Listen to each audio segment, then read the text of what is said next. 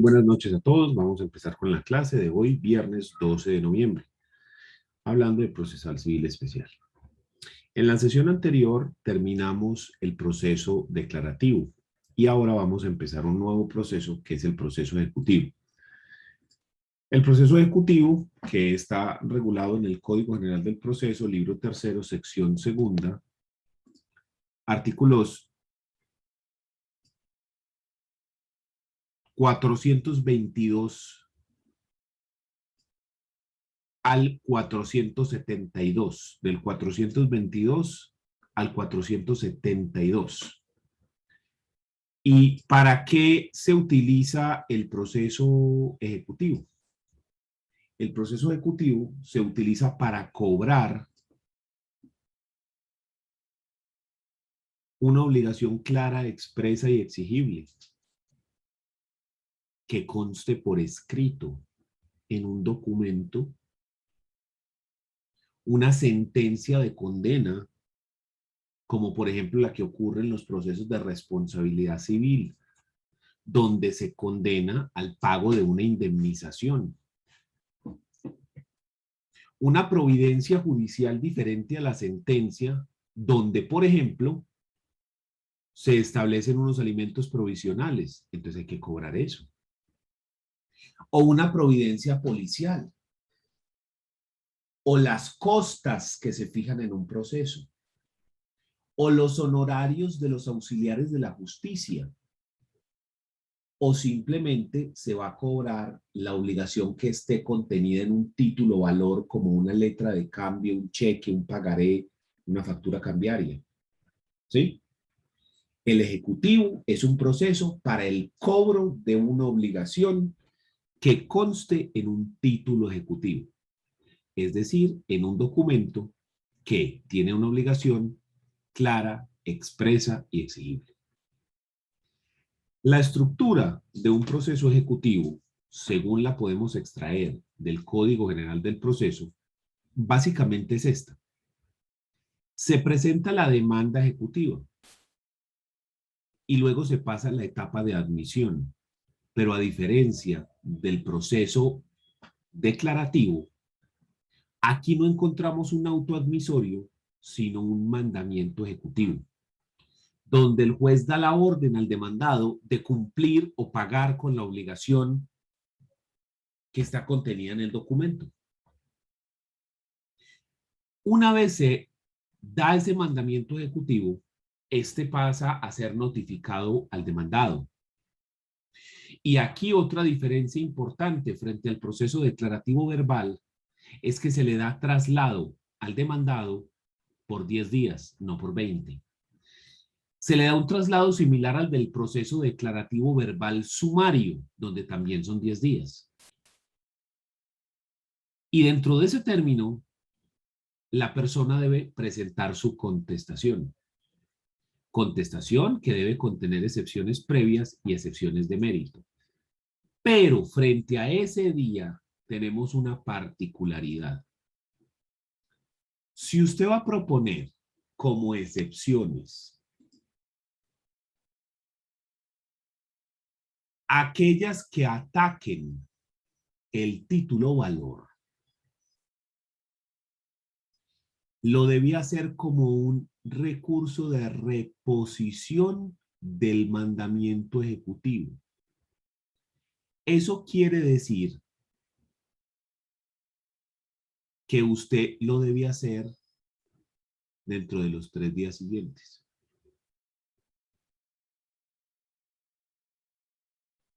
Miremos lo que yo estoy diciendo. Está específicamente en el artículo 442. Leamos. La formulación de excepciones se someterá a las siguientes reglas. Dentro de los 10 días siguientes a la notificación del mandamiento ejecutivo, el demandado podrá proponer excepciones de mérito. Deberá expresar los hechos en que se funden las excepciones propuestas y acompañar las pruebas relacionadas. Por ahora no hemos dicho nada, se tiene 10 días. Cuando se trate del cobro de obligaciones contenidas en una providencia, conciliación o transacción aprobada por quien ejerce la función jurisdiccional, Solo podrán alegarse las excepciones de pago, compensación, confusión, novación, revisión, prescripción o transacción, siempre que se basen en hechos posteriores a la respectiva providencia. La de nulidad por indebida representación o falta de notificación o emplazamiento y la pérdida de la cosa debida. El beneficio de excusión y los hechos que se configuren en excepciones previas deberán alegarse mediante reposición contra el mandamiento de pago. De prosperar alguna que no implique la terminación del proceso, el juez adoptará las medidas respectivas para que el proceso continúe o, si fuera el caso, concederá al ejecutante un término de 5 días para subsanar. Entonces, aquí tenemos un problema grave. Y es que las excepciones de mérito que se proponen con la contestación, usted tiene 10 días. Pero las previas que se proponen como recurso de reposición se tienen que hacer dentro de los 3 días siguientes. Lo cual es muy grave porque es muy corto tiempo después de la notificación. ¿Sí? Entonces, eso es importante que lo tengamos en cuenta. Pero continuemos con la estructura del proceso. Entonces, se proponen por parte del demandado las excepciones previas y las excepciones de mérito. Y luego, si hay excepciones de mérito, se hace la audiencia de instrucción y juzgamiento del proceso verbal, la que vimos en la clase anterior. Esa audiencia se realiza dentro del proceso ejecutivo. Por eso es que algunos doctrinantes mencionan que si hay excepciones, el ejecutivo se transforma en verbal, porque habiendo excepciones de mérito, se hace la audiencia de instrucción y juzgamiento. Y como vimos en la clase anterior, dentro de esa audiencia de instrucción y juzgamiento, se practican todas las pruebas que sean necesarias, se dan espacio para los alegatos de conclusión y se debe emitir una sentencia. Entonces, el siguiente punto es la sentencia. Y he aquí la particularidad o característica más interesante de este proceso. En el proceso declarativo verbal que terminamos en la sesión anterior, la sentencia era el fin del proceso. La sentencia era el último acto del proceso y ahí se acababa. En cambio, en el proceso ejecutivo es básicamente la mitad, porque se presenta la sentencia, pero la sentencia lo que ordena es que se continúe con la ejecución, es decir, con el cobro de la obligación. Y en el caso de que sean obligaciones de dinero, pues entonces se deben embargar y secuestrar los bienes que fueron pedidos por el ejecutante, luego se debe hacer un avalúo de los mismos, se liquida el crédito para saber cuánto es lo que se debe hasta el momento, se decreta el remate de esos bienes y se hace una audiencia de remate donde se venden los bienes en pública subasta. Y luego de lo que se haya obtenido de ese remate, se paga al acreedor y si sobra algo, se le devuelve al dueño de los bienes. Y ahí sí se hubiera acabado el proceso. Pero entonces nos propone esta particularidad el proceso ejecutivo en cuanto a que la sentencia no es el fin del proceso. La estructura de la demanda del proceso ejecutivo es exactamente la misma que veníamos manejando. Está descrita según los requisitos del artículo 82 y está compuesta por una introducción de la demanda que comprende el juez al que va dirigido, la identificación de las partes, las pretensiones, los hechos en los que se fundamentan las pretensiones, debidamente numerados y clasificados, las pruebas que el demandante va a presentar con la demanda y las que va a solicitar para que sean practicadas dentro de la audiencia, el juramento estimatorio sí, como lo dice el artículo 206 del Código General del Proceso, pretende cobrar una compensación, una indemnización, frutos o mejoras. Si va a cobrar alguno de esos rubros, entonces deberá realizar juramento estimatorio, discriminando cada uno de los conceptos adeudados.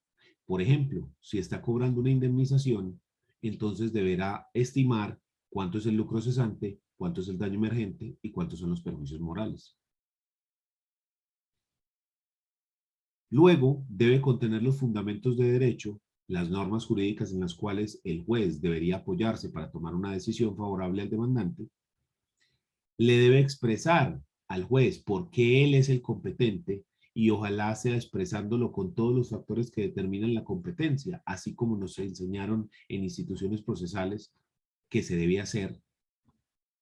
Por cierto, si usted quiere recordar el tema de los factores que determinan la competencia, en el canal de YouTube hay un video acerca de los factores que determinan la competencia.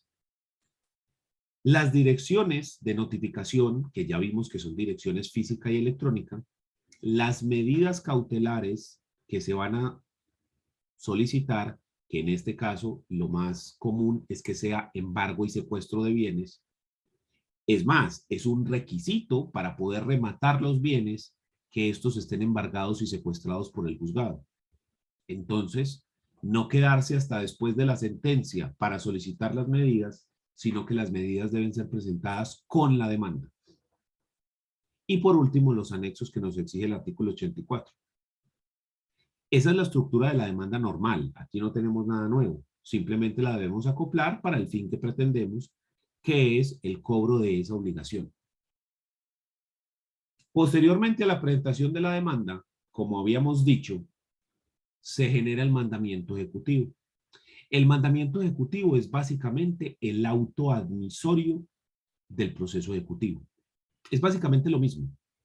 Lo que pasa es que además de admitir la demanda, tiene tres funciones muy importantes.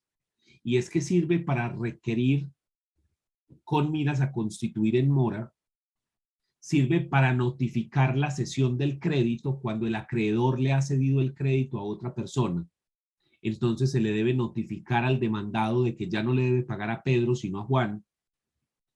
Y además de esto, el mandamiento ejecutivo es la única oportunidad que tiene el demandado para atacar la validez del título.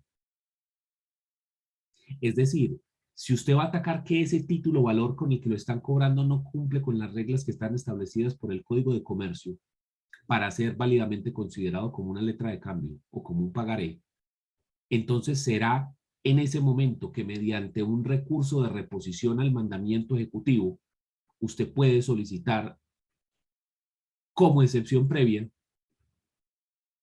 que ese título no cumple con los requisitos para ser un título ejecutivo y que por lo tanto no puede cobrarse mediante proceso ejecutivo esa obligación.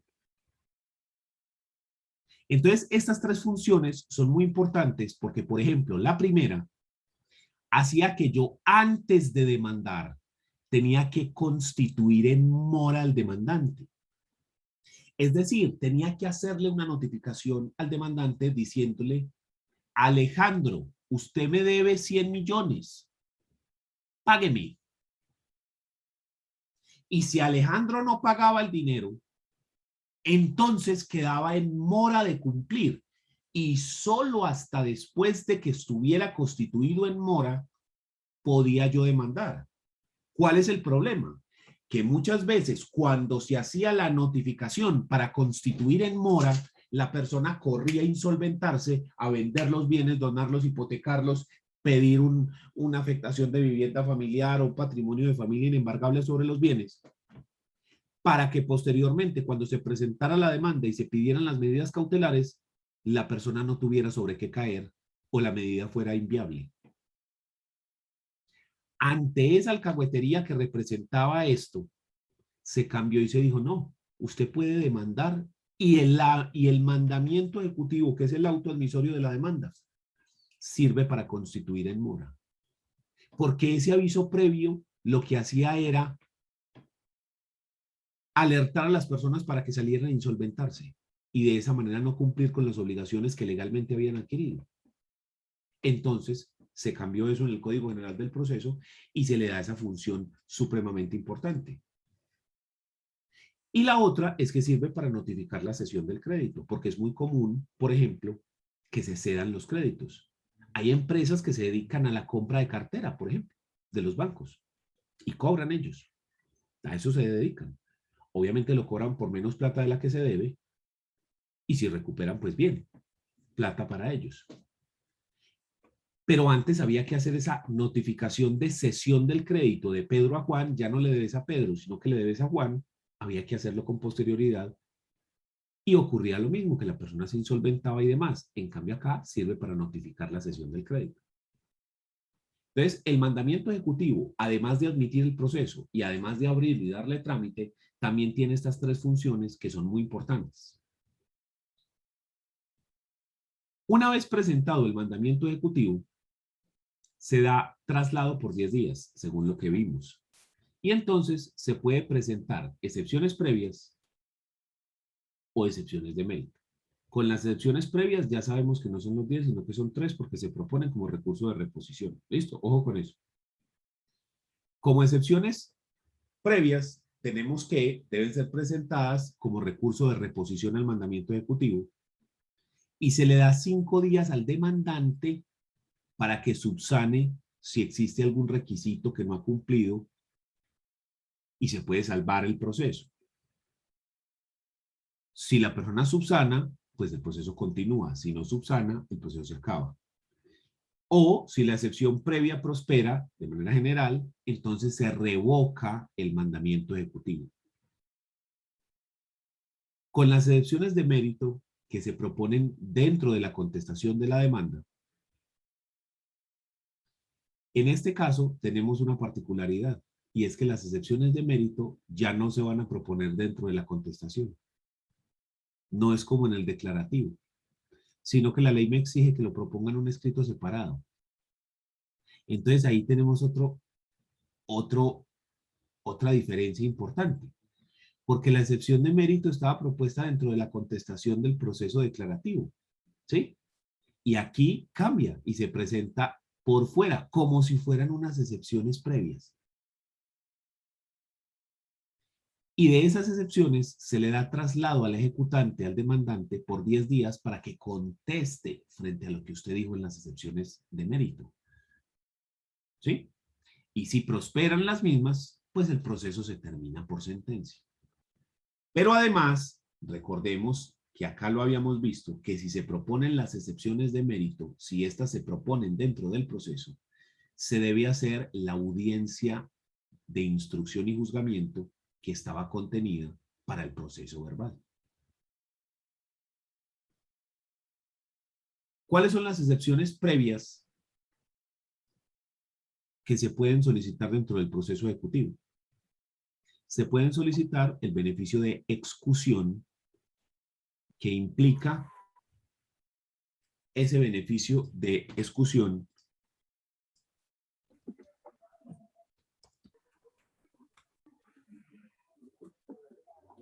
según el artículo 2383 del Código de Comercio, que si usted tiene una obligación donde tiene acreedor principal y fiador, la idea es, si usted demanda al deudor y el deudor no paga, el fiador tendrá que responder. Pero si usted de una vez demanda al fiador sin haber demandado primero al deudor principal, el fiador puede decir, un momentico, usted no me puede cobrar a mí todavía, usted primero le tiene que cobrar al demandado, al deudor principal, y cuando él no pague, ahí sí me viene a cobrar a mí. Como eso se utilizó para no pagar, porque entonces esa demanda se desechaba, la persona se iba a demandar al deudor principal y ya de aquí a eso el deudor principal y el fiador se habían insolventado, ambos. Entonces, por esa razón, se ha eliminado por parte de las compañías crediticias esa figura del fiador. Y mire que a usted en ningún contrato ya le piden fiador, le piden es un codeudor. O sea que la persona no es un fiador, sino un codeudor. Él debe igual que usted. Y no solo eso, sino que se inventaron una figura que es el codeudor solidario. Porque si los dos son codeudores, usted solamente le puede exigir a cada uno su cuota aparte, pero no el 100%. Pero si la obligación es solidaria, se puede solicitar el 100% de la obligación o solo la cuota a cualquiera de los dos. Entonces, las entidades bancarias cambiaron eso y se dieron cuenta por el beneficio de exclusión que se los propusieron en muchas oportunidades y por eso se quedaron sin cobrar la plata y dijeron, se acabó esta guachafita, no más fiadores, ahora lo que buscamos son codeudores solidarios. Y así le pueden cobrar al que le dé la gana. Entonces, eso es el beneficio de exclusión. Vi una manito levantada. ¿Quién tenía una duda?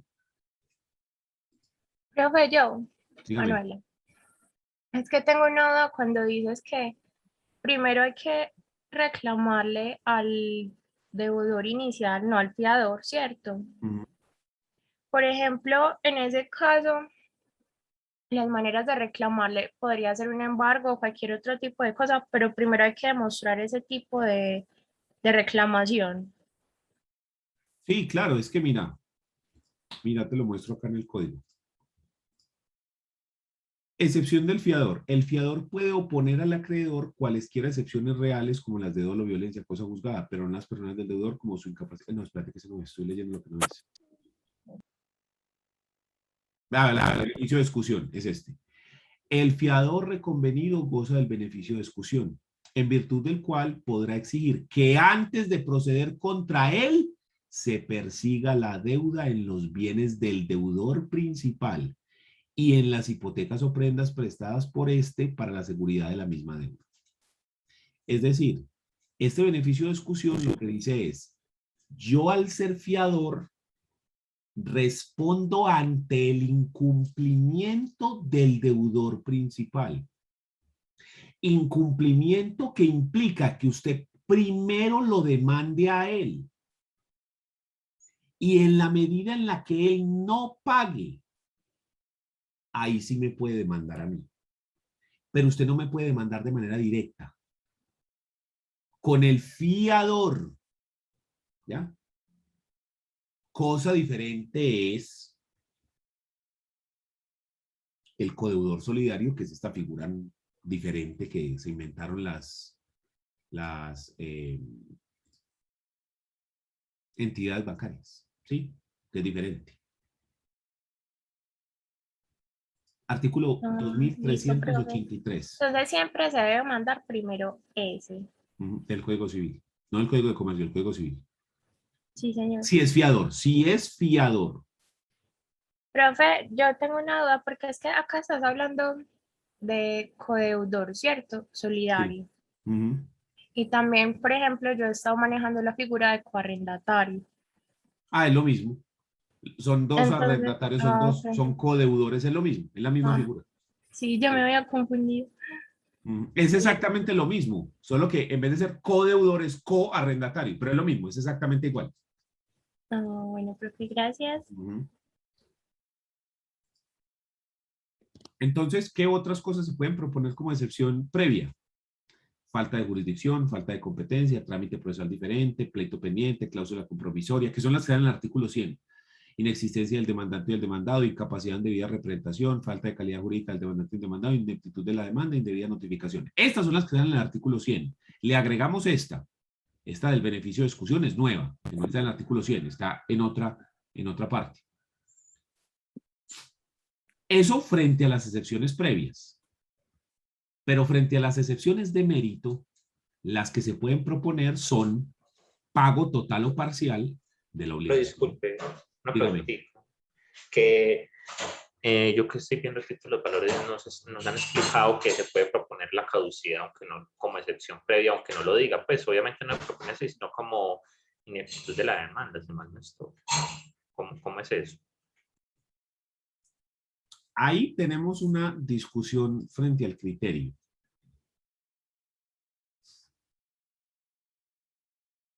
Y es lo siguiente.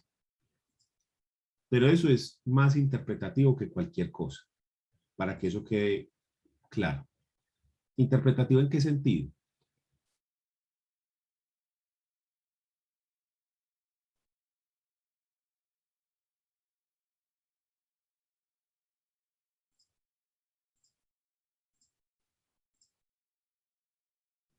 El artículo 100 dice, salvo disposición el contrario, el demandante podrá proponer las siguientes excepciones previas dentro del término de traslado de la demanda. Ahí no está la caducidad.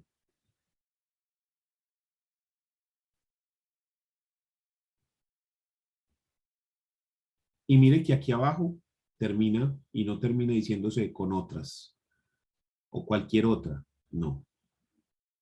Entonces, las excepciones previas son taxativas. Si nos vamos nosotros para el ejecutivo,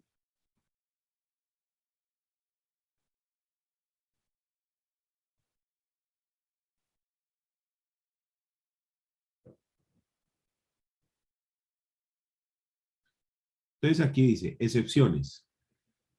La formulación de excepciones se someterá a las siguientes reglas del proceso ejecutivo. Dentro de los 10 días siguientes a la notificación del mandamiento ejecutivo, el demandado podrá proponer excepciones de mérito. Deberá expresar los hechos en que se funden las propuestas y acompañar las pruebas relacionadas con ellas. Cuando se trate del cobro de obligaciones contenidas en una providencia, conciliación, solo podrán alegarse las excepciones de pago, compensación, confusión, novación, remisión, prescripción, transacción, que se basen en hechos posteriores, El beneficio de exclusión y los hechos que configuren excepciones previas deberán alegarse mediante reposición contra el mandamiento de pago.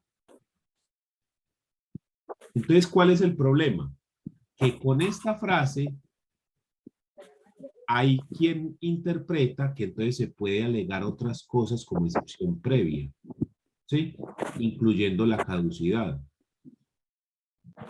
Pero eso se contrasta con la otra teoría donde se dice que las excepciones previas son taxativas, son solo las que están ahí. Y específicamente el código no dice que la caducidad dentro del proceso ejecutivo se pueda tramitar como previa. Dice esa frase que le acabo de leer. Los hechos que configuren excepciones previas deberán alegarse mediante reposición. Entonces hay quien interpreta esto de manera amplia. ¿Qué es lo que ocurre?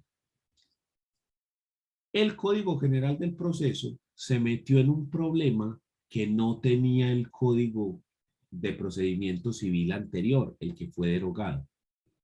En el Código de Procedimiento Civil existían 3 tipos de excepciones, no 2, 3.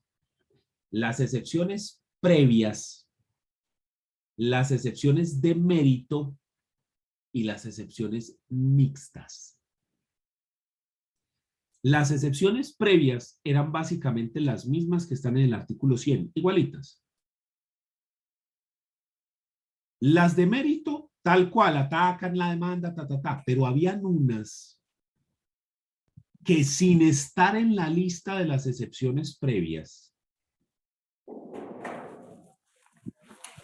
eran de mérito, pero se tenían que tramitar como excepción previa.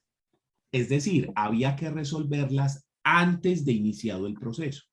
Porque las excepciones de mérito se resuelven a lo largo del proceso y ya se da la solución en la sentencia. O sea que yo tengo que pasar todo el proceso hasta la sentencia para que me resuelvan la excepción de mérito. En cambio, la excepción previa me la resuelven antes de las audiencias, después de la contestación. Lo que sigue son las excepciones previas, antes de que inicie el proceso como tal. Entonces existían otras que no eran previas, sino que eran de mérito, pero había que resolverlas antes, como la caducidad y la prescripción. Porque es que si hay caducidad de la acción, vos ya no podés demandar.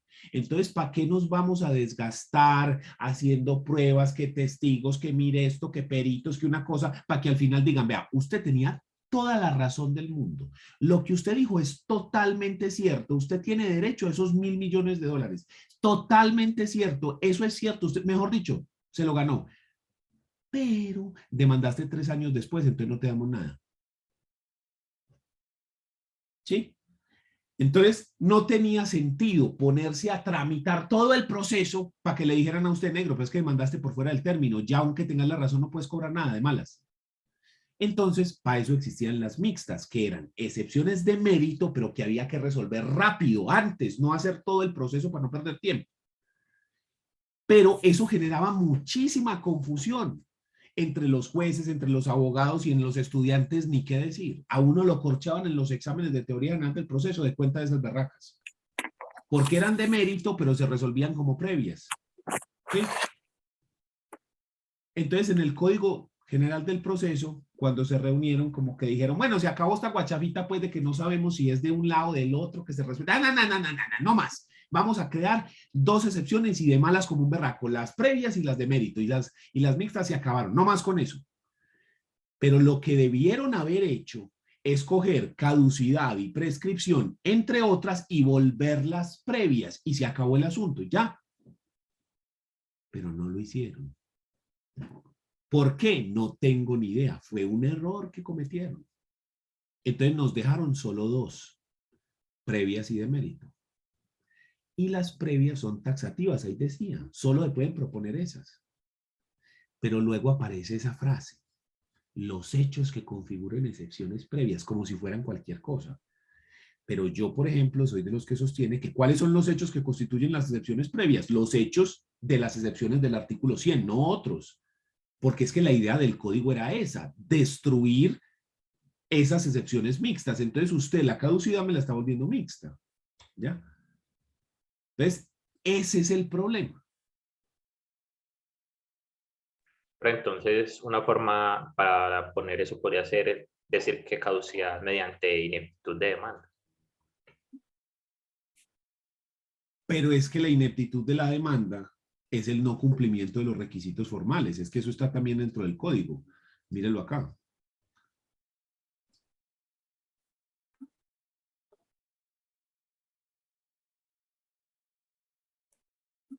Artículo 90. Las causales de inadmisión de la demanda.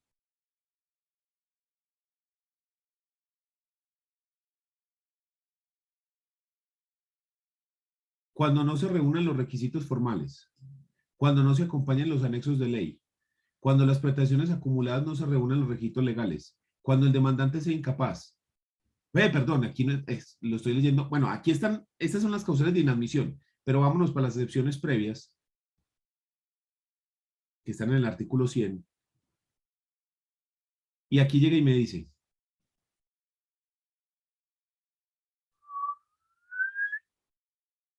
¿dónde está? Que no la veo. Acá. Ineptitud de la demanda por falta de requisitos formales o por indebida acumulación de pretensiones. Es que no me da espacio para más. Ineptitud de la demanda por falta de requisitos formales o por indebida acumulación de pretensiones. Y la caducidad no es, porque es que ni en el artículo 82 está, ni en el 83 está como requisitos adicionales, ni el proceso ejecutivo tiene requisitos específicos. ¿Sí? Mire que no, esto es el del título ejecutivo, esto es del título ejecutivo, no de la demanda, ¿sí?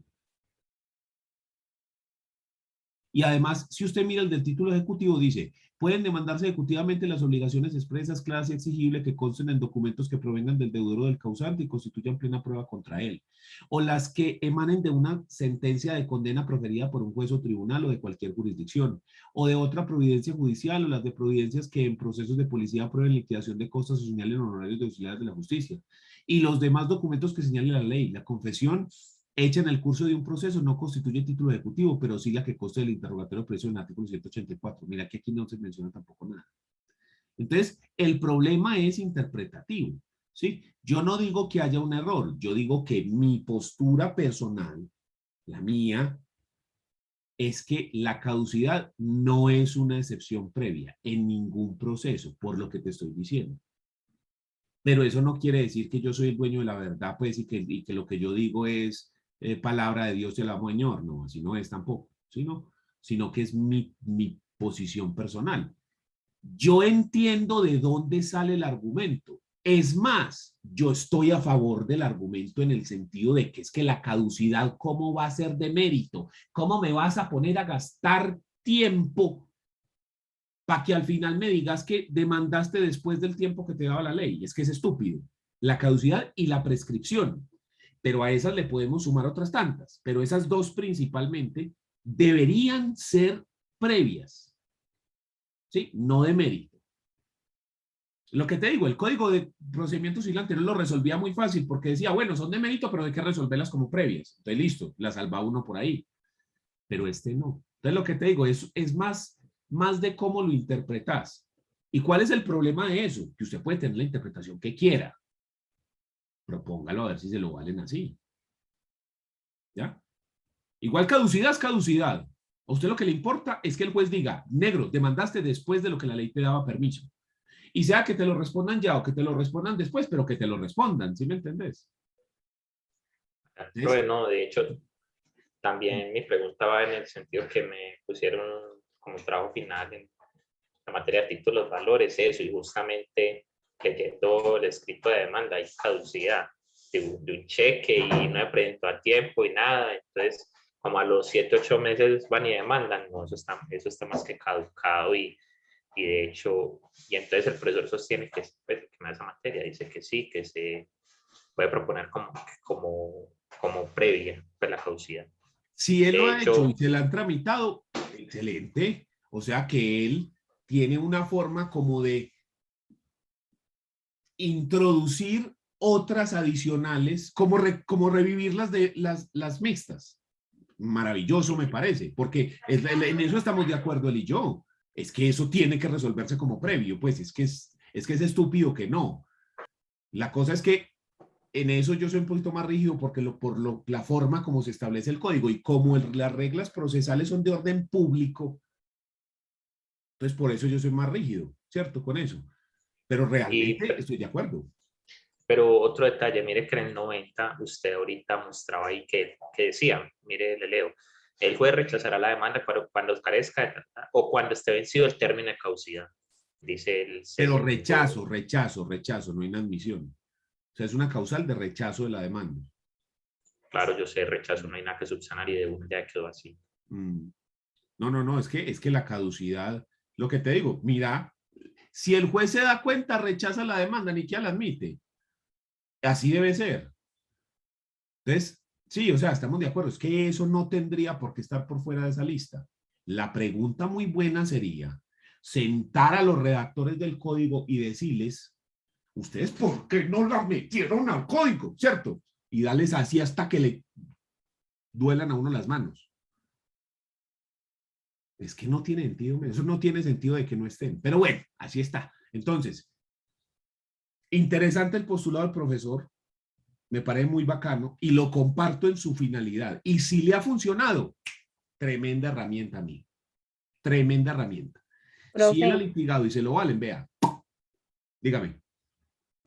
profe, pero muchas veces, pues yo le entiendo a lo que usted dice. Muchas veces uno mira las acciones que son las que se vencen 3 meses. Por eso uno incluye cuando usted habla de la parte mixta, que si nos vamos a la caducidad son 3 años, pero dependiendo del proceso, hay acciones que tienen una terminología de 3 meses. Entonces, cuando uno hace esa sentencia, por eso el proceso se hace con más agilidad porque la acción se vence muy rápido, son 3 meses.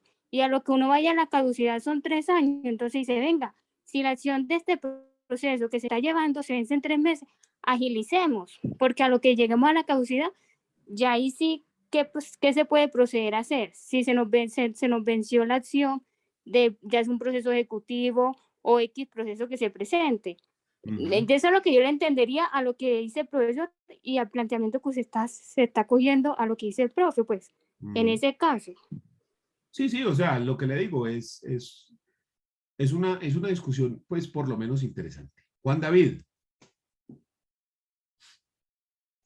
Profe, pues sobre este tema de las excepciones mixtas y entiendo pues claramente la explicación que das, pero por ejemplo en procesal laboral, nuestro profesor que es juez laboral del circuito, él nos explicó las excepciones mixtas y que Lo que pasa aplican es pues que no sé puede si que en laboral entonces existan. siguen O sea, en laboral, siguen, continúan, sí, es que será acuérdate por que en ahí. laboral hay otro código de procedimiento. Entonces, lo que yo le digo es para el civil. Usted ¿Sí? se sale de ahí y está haciendo Ah, otra ok, cosa, ok. mijo. ¿sí? O sea, eso es como, Perfecto. o sea, pasar la frontera a Brasil, huevona, ya le hablan es otro idioma, mijo, ¿sí? Eso ya es, olvídese, estás en otro país. Así es el civil, usted se sale del civil y estás en otro país, viejo, porque mucha gente, cuando yo estoy sobre todo en teoría general del proceso, que uno explica, por ejemplo, que el proceso inicia con la demanda. Profesor, pero en penal no hay demanda. No, no, no, espérese. Penal es como si fuera otro planeta, ni que otro país, es como ir a Marte, es una cosa totalmente diferente, ¿ya? Y entonces uno a veces en procesal civil diciendo, los requisitos de la prueba laboral,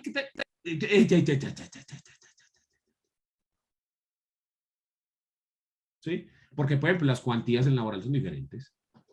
Funcionan de manera diferente las cuantías. No son las mismas que en civil. Laboral son muchísimo más chiquitas.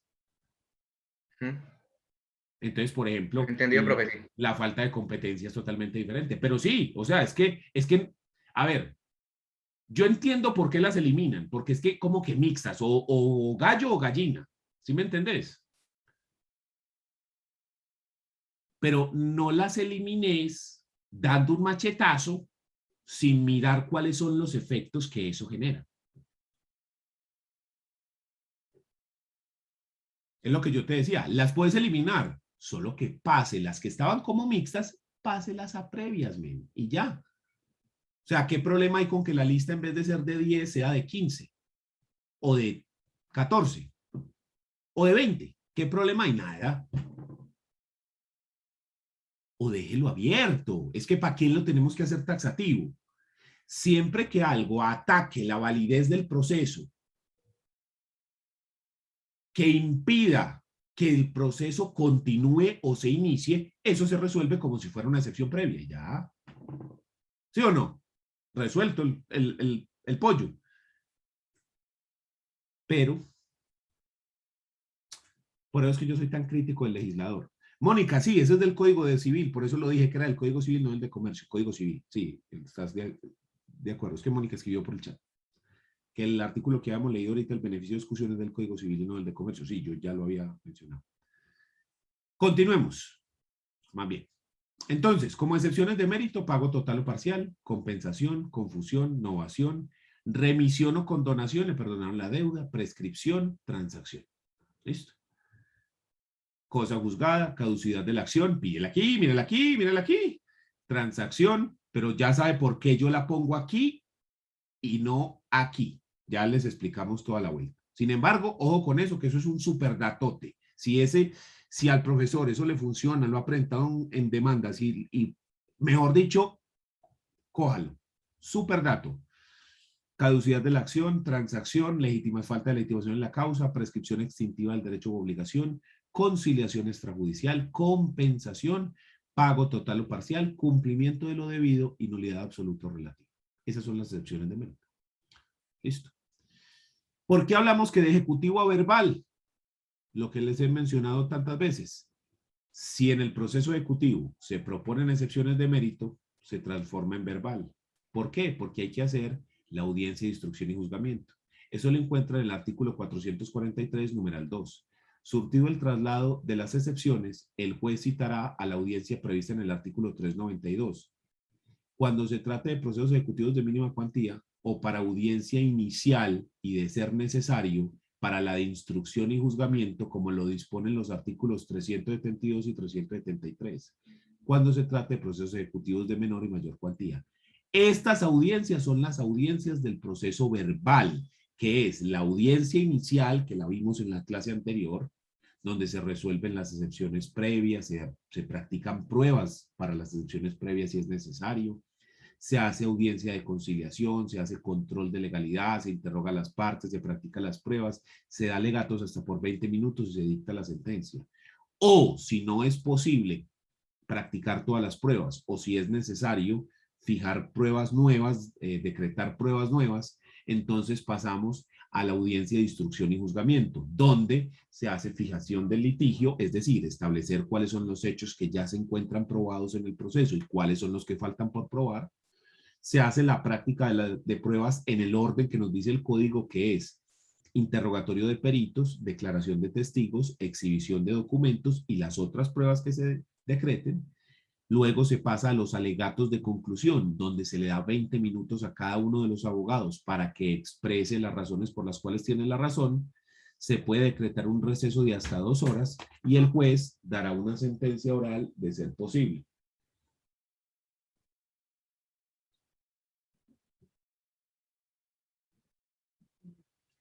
Y en caso de que no sea posible, el juez expresará el sentido del fallo y dentro de los 10 días siguientes realizará una sentencia escrita y para la cual se darán los recursos, se propondrán los recursos dependiendo de cómo fue dada la sentencia. Si la sentencia se dio en audiencia, entonces los recursos se podrán hacer en audiencia mediante una intervención, ya que se notifican por estrados, y si la sentencia se da de manera escrita, se notifica por estados y se deben proponer dentro de los 3 días siguientes. ¿Listo? Entonces, esas son la audiencia de instrucción y juzgamiento. Se da la sentencia del proceso ejecutivo, se da la sentencia y se pasa a la etapa de ejecución. Y antes de explicarles este cuadro, les cuento que el Código de Procedimiento Civil, el anterior que fue derogado, traía como 500 procesos ejecutivos. Básicamente había un ejecutivo, un proceso ejecutivo diferente para cada clase de obligación que yo fuera a cobrar. Entonces habría que el ejecutivo prendario, que el ejecutivo hipotecario, que el ejecutivo quirografario, que el ejecutivo singular, que el ejecutivo... Habían un montón de procesos ejecutivos. ¿Por qué? Dependiendo de lo que yo estoy cobrando, de la obligación que yo estoy cobrando, dependiendo de esa obligación, se tiene que hacer cosas diferentes. Ejemplo, si yo estoy cobrando dinero, hacemos lo que dije ahorita. Se evalúan los bienes, se evalúa el crédito, se rematan los bienes, es decir, se venden en pública subasta, se le paga al acreedor y si sobra algo se le da al deudor. Pero si la obligación es de hacer, la obligación es de hacer un cuadro, de hacer una cama en madera, yo no necesito que me rematen, necesito que hagan, ¿sí? O si la obligación es de no hacer. Es decir, existen diferentes tipos de obligaciones que no encajan dentro de eso. Entonces, por eso era que existían varios procesos. El Código General del Proceso también elimina eso y dice, no, qué confusión tan brava, ¿cómo vamos a tener 15 o 10 o 20 procesos diferentes? No, no, no. El proceso ejecutivo es uno solo, pero cuando lleguemos a la etapa de ejecución, es decir, de efectivamente cobrar la obligación, de hacer cumplir la obligación, se tiene que ajustar dependiendo de la obligación que yo esté cobrando. Entonces el código nos propone ejecuciones diferentes dependiendo de si lo que cobro es una suma de dinero, artículos 424 y 431. Si lo que estoy cobrando es una obligación de dar muebles o bienes de género, artículo 422 y 432. Si lo que estoy cobrando es una obligación de hacer, 433. Si lo que estoy cobrando es una obligación de suscribir un documento, artículo 434. Si lo que estoy cobrando es una obligación de no hacer, artículo 435. Si estoy cobrando son unos perjuicios que estén cuantificados, artículo 428. Si estoy cobrando una ejecución con garantía real como una hipoteca o una prenda, artículo 462 y 467. O si lo que se cobran son deudas fiscales, artículo 469. Entonces, dependiendo de lo que yo esté cobrando, la ejecución es diferente. Por ejemplo, en la de suscribir documento, el juez ordena que el demandado suscriba el documento y le da 5 días. Si el demandado no suscribe el documento en ese término, el juez firma por el demandado. Diferente al que les dije ahorita, que cogemos los bienes, los evaluamos, los rematamos y repartimos la plata. Totalmente diferente. Es una cuestión, es otra cosa. Entonces, este proceso es el proceso que muta, el proceso que cambia, ¿sí? Parece un insecto que pasa como de larva, insecto, luego capullo y luego se vuelve mariposa. Porque tenemos el proceso ejecutivo, si se propone la excepción de mérito se vuelve verbal y después de la sentencia viene la ejecución y cambia dependiendo de la ejecución, ¿sí? Entonces es el proceso que muta, el proceso que cambia, esa es la particularidad que tiene este proceso ejecutivo. Entonces, es necesario que ustedes le peguen una leída a esto, a cada una de esas ejecuciones, para que entienda qué es lo que se hace en cada una de esas ejecuciones y que tenga este cuadrito a la mano cuando hablemos de procesos ejecutivos. Pero ¿qué es lo que ocurre después de la sentencia? La ejecución. Entonces, por ejemplo, este es el de pago de bienes, la primera, sumas de dinero, embargo y secuestro de bienes, si no están embargados ya con la demanda, avalúo de los bienes, liquidación del crédito y costas para saber cuánto se debe, se decreta el remate, el día tal se hace el remate, se hace la audiencia de remate, ahí en pública subasta se le adjudica a la persona que ofrezca mayor dinero, pero a diferencia de lo que uno cree, ya no es la subasta estilo película, que yo doy 100, que yo 200, yo 300, yo 400, que quién, no, ya no es así. Ya es de subasta a sobre cerrado. Usted en un sobre pone el monto que va a ofrecer y lo pone en una canasta. Vencido el término que se da, que generalmente es 1 hora, el juez retira la canasta, abre los sobres, lee cuáles son las posturas y se lo adjudica a la postura más alta. ¿Sí? No es así antes que 100, que 200, que 300, que 400. No, ya eso no funciona de esa manera. Y la cosa es que si nadie hace postura, cuando usted hace un avalúo de los bienes, entonces el remate empieza por decir algo en el 100% del valor del bien. Si nadie hace postura, entonces baja al 90. Y si no al 80. Y si no al 70. Hasta el 50, de ahí no baja. Una vez se ha hecho el remate y hay un postor, y es el que más ofreció, entonces el juez saca un auto de aprobación del remate, donde aprueba que la postura hecha por fulano de tal, que fue la más alta, es la ganadora y que a él se le van a adjudicar los bienes. La persona se le da un término para que consigne el resto de la plata, porque usted para hacer postura al remate debe consignar el 10% del valor del bien. Del valor que se evaluó, usted consigna el 10% para poder ir a hacer propuesta. Si usted no lo gana, se lo devuelven. Pero si usted gana el remate, tiene que consignar el 90% restante y le dan un término. Después de eso, se le entrega el bien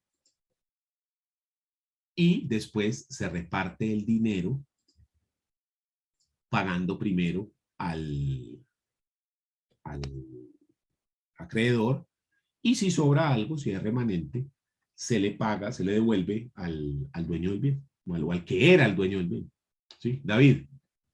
Pero una pregunta, yo, pues sí, eso de la subasta es así sobre cerro y todo eso, y ya, pues, yo ya tenía entendido eso, pero una cosa es que a mí me parece que sería más conveniente, y de hecho para uno como postor en una cosa de esas, que fuera, digamos, así como más dinámico, como lo que uno pues entiende que es una subasta, porque de esa manera uno también calcula como hasta aquí llego, hasta aquí me interesa, porque por ejemplo, digamos, una casa digamos que valga 200 millones y ya empieza a subir ya a 250, 260, 280 y el avalúo comercial era 200 y uno diga como no, ya hasta allá no me interesa o así, pues digamos, o uno calcula puedo ir hasta más, porque cuando es en sobrecerrado uno solo tiene una oportunidad para dar su perfil. Sí, estamos de acuerdo. Realmente no sé por qué se cambió a eso.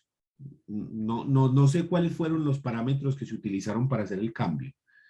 Lo que decís tiene razón, solo que usted se pasa de optimista.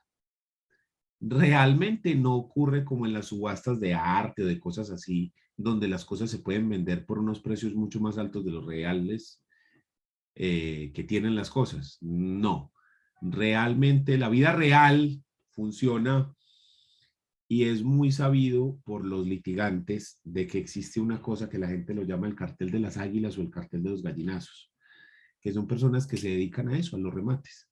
Y entonces ellos se ponen de acuerdo antes de hacer postura, ¿sí? Y entonces, por ejemplo, vos me decís, yo quiero comprar esa casa. Vamos a decir que la casa vale 200. Nosotros esperamos todos hasta que la casa esté por ahí en 160, 170, 150, para que el negocio valga la pena. Entonces nadie hace postura, nos ponemos de acuerdo. Pero lo que hace usted es que nosotros nos ponemos de acuerdo. Usted se va a quedar con la casa, listo, nos da ya 2 millones de pesos a cada uno. O si no, le dañamos el remate. Así es como funciona el mundo real. Usted tiene que pagar a esa gente. Y de esa forma, entonces le dicen, bueno, ponga 160 millones, 1.000 pesos. Y todos los otros ponen 160 millones rayados. O uno pone 160 millones, el otro pone 160 millones, 500 pesos, el otro 700 pesos y así. Y usted es el de 1.000. ¿Ya? Entonces, lo que le digo, lo llaman como el cartel de las águilas, el cartel de los gallinazos, el cartel de los remates.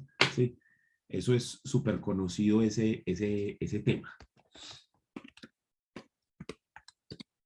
Entonces, realmente,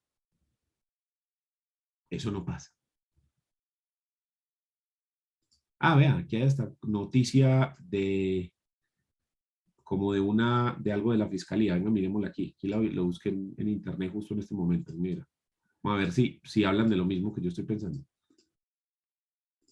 Así funcionaba el cartel de los remates. El cartel de los remates presuntamente tenía el mismo modus operandi con todas sus víctimas. Entre octubre de 2012 y 2014 habrían delinquido en Ibagué, Cúcuta, Pamplona y Bucaramanga. Al parecer este cartel ofrecía derechos litigiosos de inmuebles que no eran reales. No. Así lograban engañar a las víctimas. No, pero ese es otra cosa. Ese es que le estaban robando a la gente. Yo pensé que era el cartel de los remates del otro, ¿sí? Del que yo le digo, porque aquí ya era que estaban robándole a la gente, ¿cierto? No, pensé que era lo que les decía. No, pero eso no era lo que pensé, porque pues pensé que era ese el que estaba. Pero bueno, déjelo así. Entonces sí, realmente eso no pasa. O sea, las personas que van a rematar los bienes saben más o menos cuánto valen los bienes comercialmente y no van a dar ni un peso más de lo que vale el bien, ¿cierto? Porque la idea es que eso sea un negocio. Es decir, yo comprar un bien que vale 200, pero no voy a comprar, yo no compro huevos para vender huevos, ¿sí?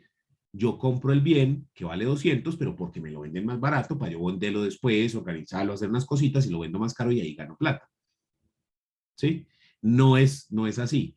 En las cosas de arte o de cosas de colección que usted ve que se suben unos precios estúpidos, es porque tienen otros valores diferentes a simplemente un valor comercial base, ¿sí? Porque hay valores de colección, porque son ediciones limitadas, porque lo hizo tal o porque lo tuvo tal o porque lo usó fulano, mengano, ¿sí? O perencejo, y entonces eso le da más valor.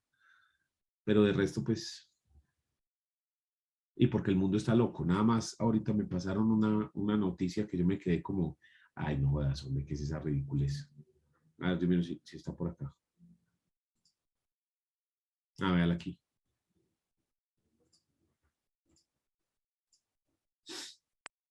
Un man hizo un iPhone, un ingeniero, y le puso un USB-C. Los iPhone no tienen USB-C. Y lo vendió en eBay por $86,000. ¿Sí? Porque le puso el puerto USB-C. Y un idiota que lo compró por $86,000.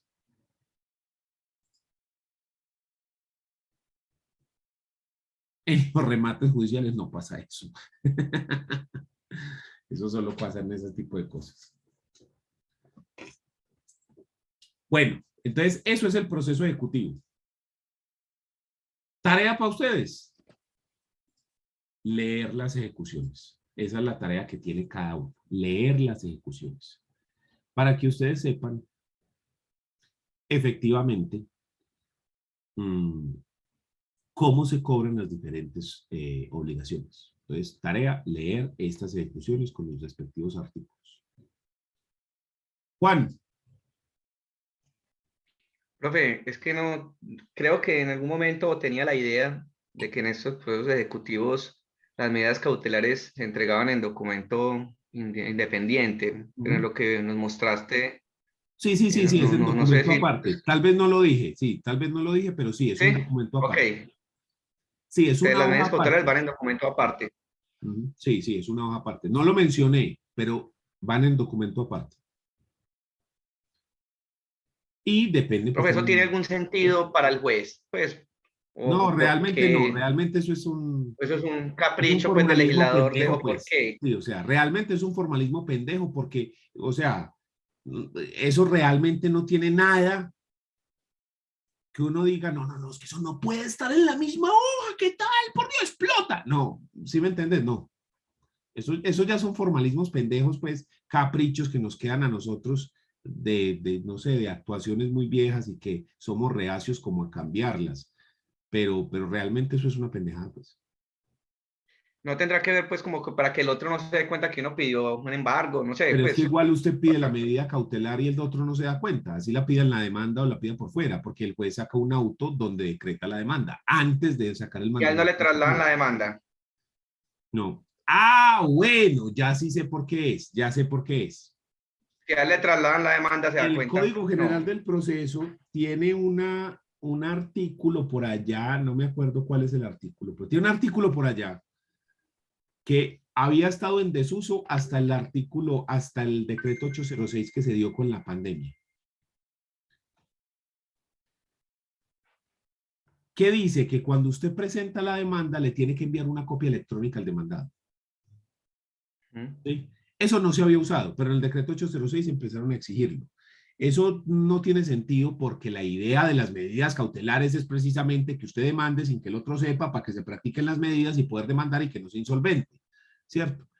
Pero entonces es para eso, para que cuando usted mande no estén las medidas ahí. Es para eso, ¿ya? Es para eso, realmente es para eso, pero si nos ponemos a mirar que sea pues estrictamente necesario, que uno dice, no, es que si se juntan, no, es más por eso, ¿ya? Profe, lo que Gracias, usted decía del cartel del remate, sí, logré encontrar una noticia del colombiano, pues ya viejita, como de hace 10 años, sí, que explican pues lo del remate que allá en el Palacio de Justicia en Medellín. Y sí, más o menos lo que usted dice con payasos y todo eso. Ah, vio, ahí está. Ahí la mandaron al chat de WhatsApp. La noticia, sí, yo la mandé, profe. Que es viejita, muchas gracias. Ahí está, mire que no, yo no miento, vea, ahí está. Eso es famoso, eso es famoso, vean. Es del 19 de junio del 2010, vean. Y ahí cuentan pues cómo es el negocio, para que la miren, vean. Ah, profe, y usted pues con las pelos de punta ahorita en la Fórmula 1 en Brasil. Ay, hermano, ni le digo y enseguida hablamos de eso. Ni le digo porque enseguida hablamos de eso. Entonces, ese fue el proceso ejecutivo. ¿Listo? Para ir finalizando, hablemos un poquito del proceso liquidatorio.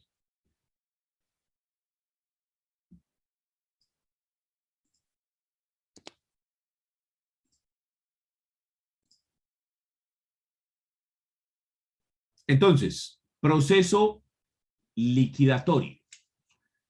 Sección tercera del libro tercero, que es el de los procesos. ¿Para qué se utiliza el proceso liquidatorio? El proceso liquidatorio se utiliza para la sucesión, artículo 473 y siguientes. 473, ese número está malo, ahorita lo reviso. ¿O no está malo? Alguien que lo vaya revisando, por favor, mientras yo voy exponiendo esto. Liquidación de sociedad conyugal, artículo 523 y siguientes. 473, profe. Ya Sí, está sí, bien. está Sí, correcto, listo. señor. Que lo vi Sí. como raro, como sospechoso, pero está bien. Disolución, nulidad y liquidación de sociedades, artículo 524 y siguientes. Y el proceso nuevo, novedoso que trae este código, uno de los dos, que este código trajo dos procesos nuevos, que los creó de cero, que es el proceso monitorio, y el otro es el proceso de insolvencia de persona natural no comerciante. Bueno, en realidad trajo tres, porque de eso le tenemos que sumar la partición en vida, pero ese más que proceso es un invento más raro que se la fumaron como verde, pero bueno, ahí está. Entonces, el proceso de liquidación, básicamente la finalidad es repartir un patrimonio común entre los interesados. En el caso de la sucesión, se trata de repartir el patrimonio del muerto entre los herederos y o legatarios. En el caso de la liquidación de la sociedad conyugal, se trata de repartir el patrimonio común de los cónyuges o compañeros permanentes, entre ellos obviamente. Y en el caso de la liquidación de sociedades, pues entre los diferentes socios. Y en el caso de la insolvencia de persona natural no comerciante, es un proceso similar al proceso de quiebra para las personas jurídicas, en el cual una persona natural puede liquidar todo su patrimonio en caso de tener más pasivos que activos, pagar todas sus deudas y quedar totalmente limpio sin ninguna deuda. Solamente se puede hacer 2 veces en la vida y solamente se puede hacer cada 10 años. Porque literalmente usted debe 1.000 millones de pesos a Bancolombia, le paga lo que tenga, así sean 100 pesos, y queda debiendo cero. Nada. Este proceso siempre lo mencionan así. ¿Sí? Entonces, el proceso liquidatorio de sucesión y insolvencia natural. ¿Por qué?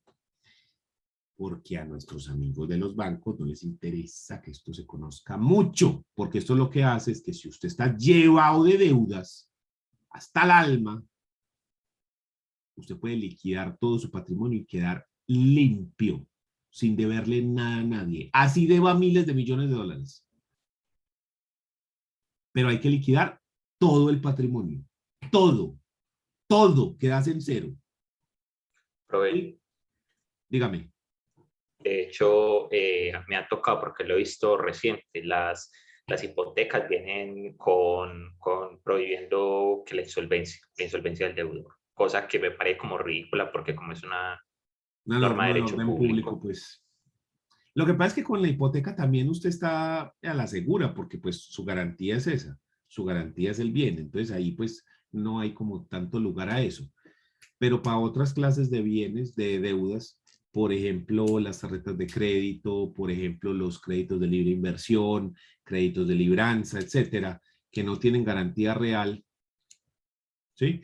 Entonces, usted puede hacer eso. Yo conocí, no lo llevé yo, me lo contó un compañero, de un caso en el que Bancolombia, La Vivienda y otro banco, no recuerdo, les pagaron con un comedor. Era lo que había. Un comedor, o sea, la mesa y 3 sillas, ni siquiera 4, 3. Entonces se tenían que repartir y entonces una silla le tocaba como Bancolombia de La Vivienda. Y la persona queda en cero. Lo que pasa es que usted queda en cero todo y lo sacan de data crédito y lo sacan de todo, pero queda como si acabara de nacer. Puntaje cero de crédito, cero, cero, cero todo. O sea, como si acabara de nacer. ¿Sí? Pero no debe nada. ¿Ya? Entonces, eso es muy importante. Pero lo que le digo, no se puede hacer tantas veces. Entonces, bueno, el proceso liquidatorio es un proceso que se utiliza en estos 4 eventos. Pero el proceso liquidatorio tiene una particularidad, si usted analiza el código general del proceso, que uno dice como, estos manes qué, hombre. O sea, ¿qué? Si usted analiza los otros procesos en el código, entonces llega y dice proceso declarativo, y entonces dice disposiciones generales. Entonces habla los asuntos que se someten al traslado de la demanda, pruebas, ¿sí? Reconvención, las audiencias, audiencia inicial, audiencia de instrucción y juzgamiento, Sí, declara. Y luego después habla de las disposiciones especiales y ya sí me empieza a hablar de cada proceso en específico. Si usted se viene para el proceso ejecutivo, dice lo mismo, disposiciones generales, título ejecutivo, requerimiento, ejecuciones diferentes, mandamiento ejecutivo, pago de sumas de dinero, ¿tal? Perfecto. Pero usted se viene para acá y de una vez empieza a hablar es que de la sucesión. No hay normas generales. Este proceso solo está regulada la sucesión. Y ya después dice, y la liquidación de sociedad conyugal como se hace en la sucesión. Y el otro como se hace en la sucesión. Y el otro como se hace en la sucesión. Entonces la pregunta es, ¿y por qué no tiene disposiciones generales para todos los liquidatorios? ¿Sí? Es como el meme ese de John Travolta que es así como perdido. Así, o sea, yo nunca he entendido qué fue lo que pasó ahí. Porque regulan la sucesión perfecta, todo, y los otros dicen, ¿cómo se hace allí? ¿Cómo se hace allí? ¿Cómo se hace allí? Pero entonces, ¿por qué no haces las disposiciones generales? Para todos. Si eso era lo que ibas a hacer, pues entonces no estás regulando el proceso de sucesión, estás regulando todos los liquidatorios. Sin embargo, así está hecho. Entonces trae esa particularidad de que está regulado de esa manera extraña y que no tenemos procesos liquidatorios de manera general. La otra particularidad que tiene es que este proceso sí tiene unos requisitos adicionales a los del artículo 82. Entonces, si usted se viene para acá,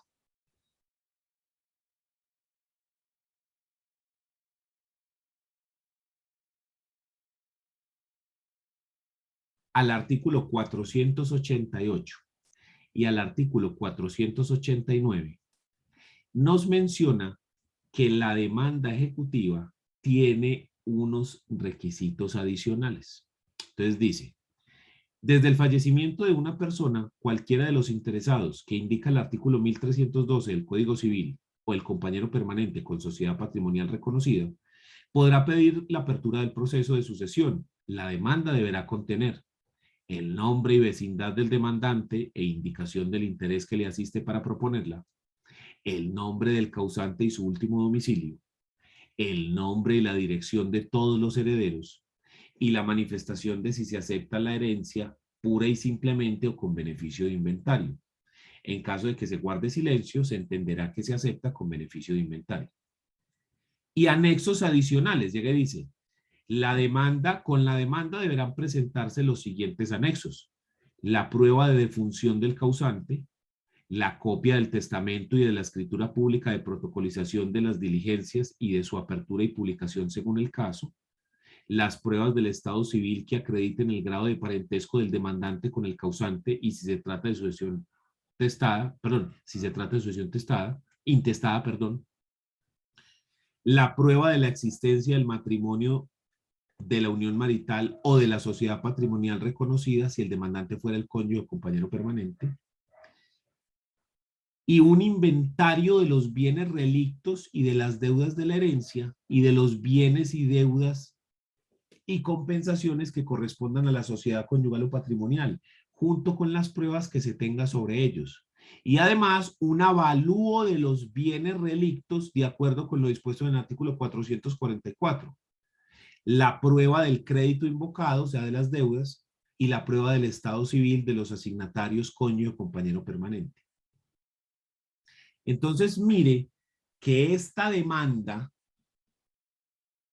tiene unos requisitos adicionales. El problema es que no está ese mismo artículo para la liquidación de sociedad conyugal, ni la sociedad comercial, ni nada de eso. Todos remiten a este. Entonces, a usted le toca mirar ahí entre lo que dice que el testamento, que una cosa tal, qué se utiliza para la sucesión y qué es lo que se puede utilizar para otros, ¿sí? Entonces, por eso digo que eso está pésimamente redactado ese código en esa sección tercera del libro tercero. Inmundo. O sea, ese sí es para coger a los legisladores ve ahí, mejor dicho, dales hasta que, pero bueno, eso ya es otra cosa. Entonces, esa demanda ejecutiva tiene esa particularidad de que debe estar acompañada de un inventario y un avalúo de los bienes. En el caso de la liquidación de sociedad patrimonial o de sociedad conyugal, que es uno de los eventos que vimos, se presenta ante el mismo juez que profirió la sentencia del proceso de disolución, o sea, del proceso declarativo, el que declaró el divorcio. Ante ese man se presenta la liquidación. En el caso de la sucesión, se presenta en el último domicilio del causante. Y en el caso de la sociedad comercial, se presenta en el domicilio de la sociedad. ¿Listo? Si se hizo una disolución religiosa, se debe acompañar copia de la decisión de homologación. Porque usted, si hay nulidad canónica, puede homologar esa nulidad canónica como una cesación de efectos civiles del matrimonio católico. Si se hace de esa forma, entonces se debe aportar esa copia, es un requisito adicional. Y una vez notificado, se da traslado por 10 días y se debe hacer una notificación personal. En el caso de las sociedades conyugales, las excepciones previas están limitadas. No se pueden proponer todas las que están en el artículo 100, sino solamente las que están en el artículo, perdón, en el número 1, 4, 5, 6 y 8. Que básicamente son estas: falta de jurisdicción, falta de competencia, pleito pendiente, incapacidad o indebida representación, falta de prueba de la calidad jurídica del demandante o del demandado, o ineptitud de la demanda. No se pueden proponer las otras. No se pueden proponer la 2, la 3 ni la 7. ¿Listo? Las excepciones de mérito también están limitadas y solamente se pueden proponer como excepciones de mérito estas 3. Cosa juzgada, que no existió la sociedad conyugal o que hay una liquidación anterior de la sociedad conyugal. De resto, no pueden haber más excepciones de mérito para el proceso de liquidación de sociedad conyugal. ¿Listo? Y si usted quiere, puede objetar el inventario presentado en la sucesión, con la demanda, el inventario que se tiene que hacer y avalúo de los bienes según los términos que se hacen en el proceso sucesorio. ¿Listo? En el caso de sociedad conyugal. ¿Cómo funciona este proceso? ¿Cómo es el mapa de este proceso? El mapa de este proceso de liquidación es así. Se presenta la demanda, luego se hace la admisión y aquí sí volvemos a tener autoadmisorio normal. El único que no tiene autoadmisorio que cambia es el ejecutivo, que se cambia la palabra por mandamiento ejecutivo, no autoadmisorio, es el único. De resto, el proceso declarativo, el proceso liquidatorio e incluso los de jurisdicción voluntaria tienen autoadmisorio, ¿sí? Y se aplican las mismas reglas del artículo 90. Igualiticas, ¿sí? Admisión, inadmisión, rechazo, todo igualito. Se da traslado a las partes para que presenten contestación, pero la particularidad es que la contestación del proceso liquidatorio en el caso de la sociedad conyugal está limitada, como ya lo habíamos visto. Tiene excepciones previas limitadas, las del numeral 1, 4, 5, 6 y 8, y las excepciones de mérito también están limitadas, que son solo estas 3. Entonces es muy importante. Luego se debe hacer un emplazamiento a los acreedores para cualquier acreedor de la sociedad conyugal que se presente al proceso para que se le reconozca su acreencia. Y luego se hace la única audiencia que tiene este proceso. El proceso liquidatorio solo tiene una audiencia, que se llama la audiencia de inventarios y avalúos. Es la única audiencia que se tiene. Aquí no hay audiencia inicial, no hay audiencia de instrucción y juzgamiento. Aquí hay audiencia de inventario y avalúo. Esa audiencia de inventario y avalúo está regulada en el Código General del Proceso a partir del artículo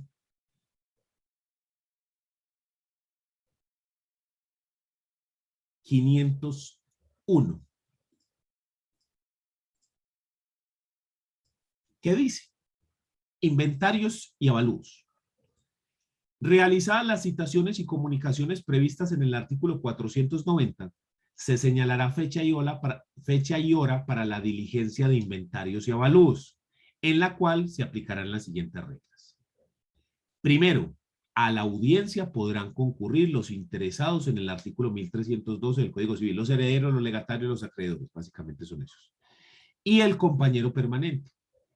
El inventario será elaborado de común acuerdo por los interesados por escrito en el que indicarán los valores que le asignan a los bienes, caso en el cual será aprobado por el juez.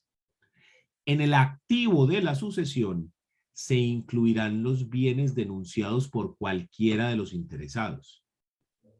En el pasivo de la sucesión se incluirán las obligaciones que consten en título que preste mérito ejecutivo, siempre que en la audiencia no se objeten, y las que a pesar de no tener dicha calidad, se acepten expresamente en ella, por todos los herederos o por estos y el cónyuge o compañero permanente, cuando conciernan a la sociedad conyugal o patrimonial.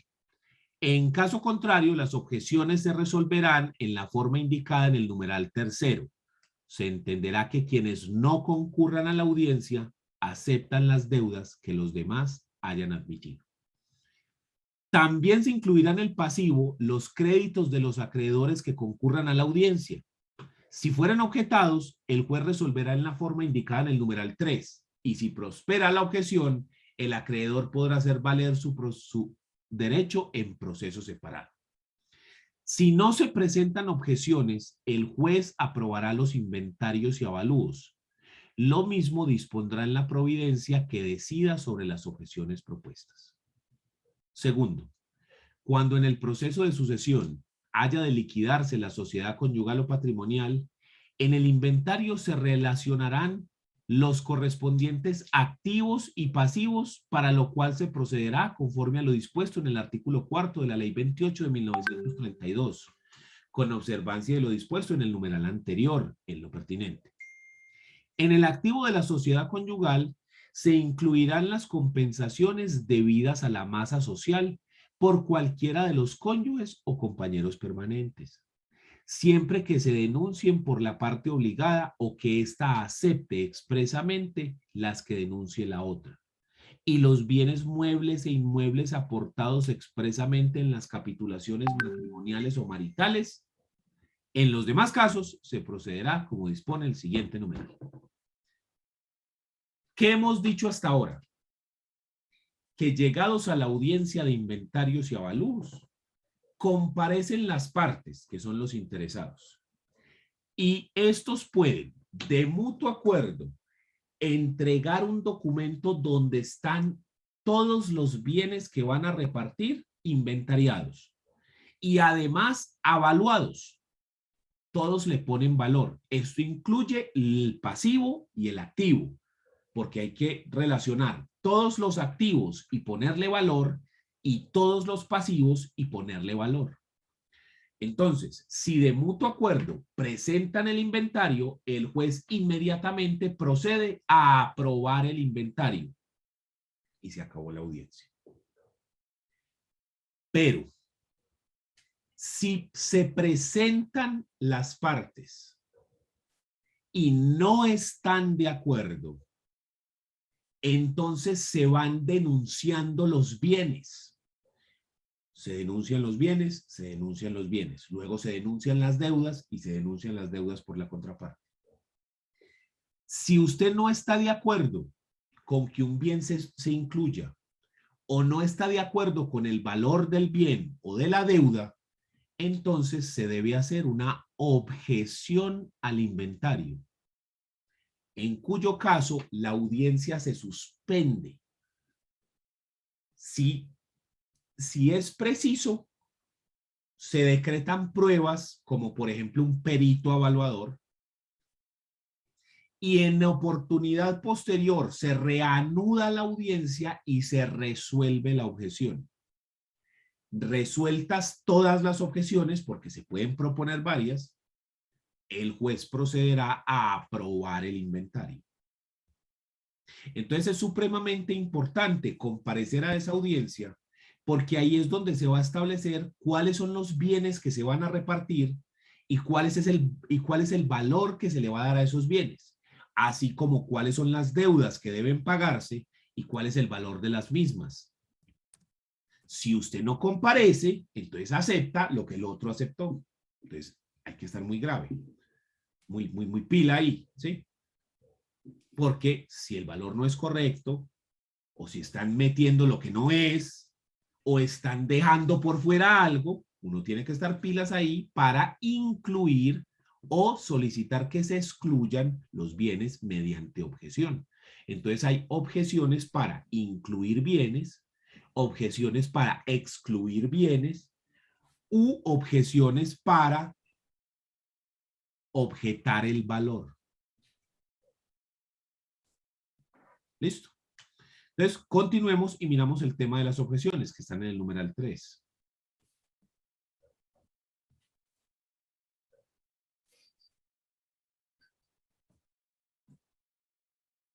Acá, la objeción tendrá por objeto que se excluyan partidas que se consideren indebidamente incluidas o que se incluyan las deudas o compensaciones debidas, ya sea a favor o a cargo de la masa social. Todas las objeciones se decidirán en la continuación de la audiencia mediante auto apelable. Tercero, para resolver las controversias sobre objeciones relacionadas con los inventarios y avalúos o sobre la inclusión o exclusión de bienes o deudas sociales, el juez suspenderá la audiencia y ordenará la práctica de las pruebas que las partes soliciten y las que de oficio considere, las cuales se practicarán en su continuación. En la misma decisión señalará fecha y hora para continuar la audiencia y advertirá a las partes que deben presentar las pruebas documentales y los dictámenes sobre el valor de los bienes con antelación no inferior a 5 días a la fecha señalada para reanudar la audiencia, término durante el cual se mantendrán en secretaría a disposición de las partes. En la continuación de la audiencia se oirá a los testigos y a los peritos que hayan sido citados, y el juez resolverá de acuerdo con las pruebas aportadas y practicadas. Si no se presentan los avalúos en la oportunidad señalada en el inciso anterior, el juez promediará los valores que hubieran sido estimados por los interesados sin que excedan el doble del avalúo catastral. Y en caso de que después de haber hecho la audiencia aparezcan bienes nuevos que no habían tenido en cuenta o aparezcan deudas nuevas que no hayan sido tenidas en cuenta, entonces para eso existe la figura del avalúo e inventario adicional del artículo 502, que dice: cuando se hubieren dejado de inventariar bienes o deudas, podrá presentarse avalúo e inventario adicionales. De ellos se correrá traslados por 3 días y si se formulan objeciones serán resueltas en audiencia que deba celebrarse dentro de los 5 días siguientes al vencimiento de dicho traslado. Si el proceso se encuentra terminado, el auto que ordene el traslado se notificará por aviso. Si no se formularen objeciones, el juez aprobará el inventario y los avalúos. Lo mismo dispondrá en la providencia que decida las objeciones propuestas. ¿Listo? Entonces, dentro de la estructura del proceso, solo vamos a realizar una audiencia, la audiencia de inventarios y avalúos. Dentro de esa audiencia, el objetivo es saber cuáles son todos los bienes y cuáles son todas las deudas que vamos a repartir y el valor que tienen. Terminado el inventario y aprobado, bien sea porque de mutuo acuerdo lo presentaron o porque ya se resolvieron las objeciones, se pasa entonces a la etapa de partición, que inicia con lo que está regulado en el artículo 507. donde se habla del decreto de partición y designación del partidor. En la demanda de apertura del proceso de sucesión se entiende incluida la sucesión de partición siempre que esté legitimado para pedirla quien lo haya promovido. Aprobado el inventario y avalúo, el que estábamos hablando, la audiencia de la que estábamos hablando, el juez en la misma audiencia decretará la partición y reconocerá al partidor que los interesados o el testador hayan designado. Si están de mutuo acuerdo, lo reconoce como partidor. Si estos no lo hubieran hecho, o sea, no están de acuerdo en quién es el partidor, nombrará un partidor de la lista de auxiliares de la justicia. Cuando existan bienes de la sociedad conyugal o patrimonial y en la misma audiencia el cónyuge o compañero permanente manifiesta que no acepta el partidor testamentario, el juez designará otro de la lista de auxiliares de la justicia. El auto que decrete la partición lleva implícita la autorización judicial para realizarla. Si hubiera incapaces, caso en el cual el juez designará partidor. En todo caso, se fijará término para presentar el trabajo. Los interesados podrán hacer la partición por sí mismos o por conducto de sus apoderados judiciales, si lo solicitan en la misma audiencia, aunque existan incapaces. ¿Listo? El partidor es una figura que se va a nombrar, que se va a encargar de decir cómo es que se reparten los bienes que fueron inventariados. Cuánto le toca a fulano, cuánto a sulano, cuánto a mengano y cuánto a perencejo.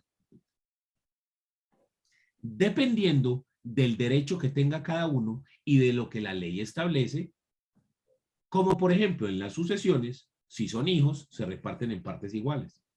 Pero si son hermanos y es de tercer orden hereditario, una sucesión intestada, los hermanos dobles reciben el doble que los hermanos simples. O sea, a los hermanos de papá y mamá les dan el doble que a los hermanos medios.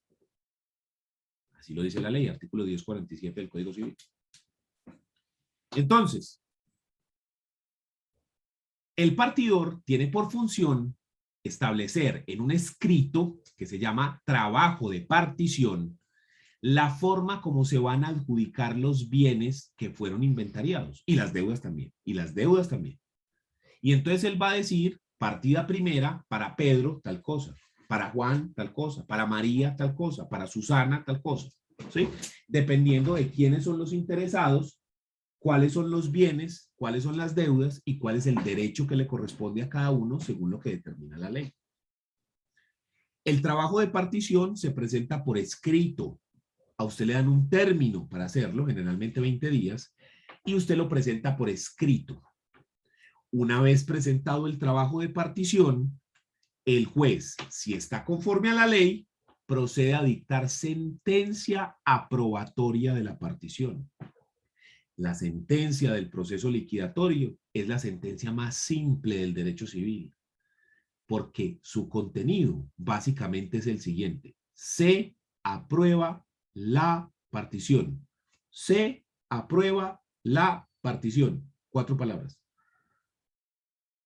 Como a los jueces les da pena hacer una sentencia con 4 palabras, llegan y hacen un recuento de lo que pasó en el juzgado, dentro del proceso, para que la sentencia no quede cortica, para que no sea una sentenciecita chiquitica, sino que sea una sentencia, pues, más o menos, al menos unas 2 paginitas, para que no se vea eso tan chiquitico. Vea, le muestro una.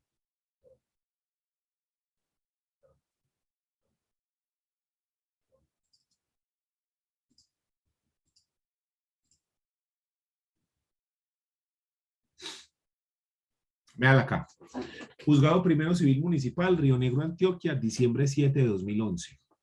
Sucesión número 4, causante María de los Ángeles Garzón Mesa, interesado María Irene Cardona, radicado tal, instancia primera, providencia, sentencia número tal, decisión, aprueba el trabajo de partición. O sea, la gente se podría hacer esto, pero mire pues, entonces dice: el doctor Bismar Pineda López, mediante escrito de fecha 24 de noviembre de 2011, procedió a realizar el trabajo de partición habida cuenta de la autorización que le fue dada por el despacho mediante el auto 21 de octubre de 2011 dentro del proceso sucesorio de la causante María de los Ángeles Garzón Mesa. ¿Qué está diciendo aquí? el día tal, lo autorizamos, lo nombramos como partidor. Trabajo de partición que una vez ha llegado por dicho apoderado y encontrándose ajustado a derecho, se hace necesario emitir sentencia probatoria, previo a lo cual se hace el siguiente recuento. La sentencia se podría acabar aquí, pero le da pena dejar media página. Y eso que aquí ya hablo paja, ¿sí? Porque esto es la parte importante. El trabajo se presentó y está ajustado a derecho, por lo tanto se aprueba. Entonces dice que hace el siguiente recuento. Mire pues. Mediante auto del 12 de noviembre de 2010, se declaró abierto y radicado el proceso de sucesión, donde fue reconocida como heredera la señora María Irene Cardona Garzón, en calidad de sobrina de la causante. En el mismo auto se decretó el inventario y avalúo de los bienes y se ordenó emplazar a quienes se creyeran con derecho a intervenir en el proceso. Asimismo, se reconoció personería para representar a la heredera al doctor Bismarck Pineda López. Posteriormente, el día 31 de agosto de 2011, se llevó a cabo la diligencia de inventarios y avalúos, de la que estábamos hablando, en la cual se dio traslado por el término de 3 días, tal y como dispone el artículo 601 del Código de Procedimiento Civil. Esto es del código anterior, pero es exactamente igual, pues. Lo cual, no habiendo sido objetada dentro del término legal, fue aprobada por el despacho mediante auto del 12 de septiembre de 2011. Lo que acabamos de leer, se hizo la audiencia, nadie objetó, se aprobó.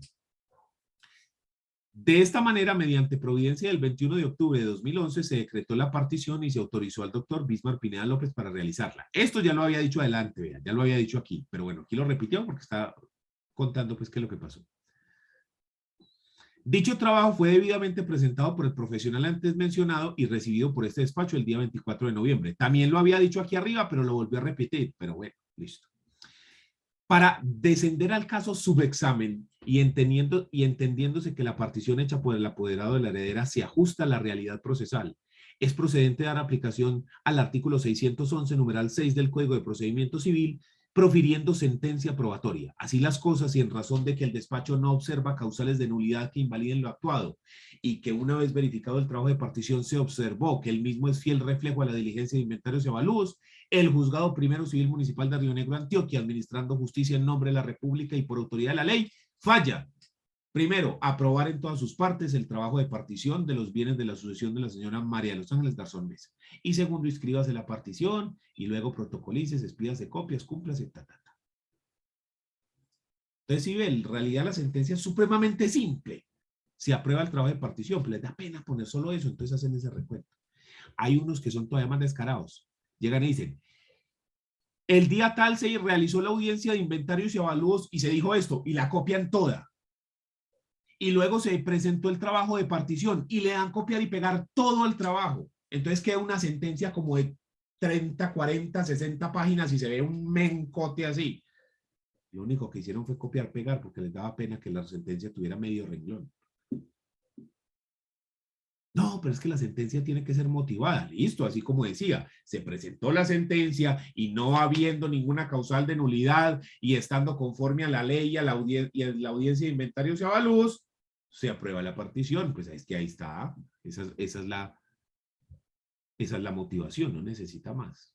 Pero los jueces son así, les da como pena, yo no sé. Había incluso un juez aquí en Envigado, ya no está, que citaba audiencia para dictar esta sentencia. En ninguna parte del código dice que esta audiencia se tiene que presentar de manera verbal, esta sentencia se presenta de manera escrita, pero él decía que como el Código General del Proceso, la naturaleza es que sean procesos verbales, él citaba audiencia, y en la audiencia llegaba y le decía lo que yo le digo, leía una sentencia así y decía, y se aprueba la partición. ¿Veis? Se aprueba la partición. Y ya. Le hacía uno ir para ir a leer eso y ya.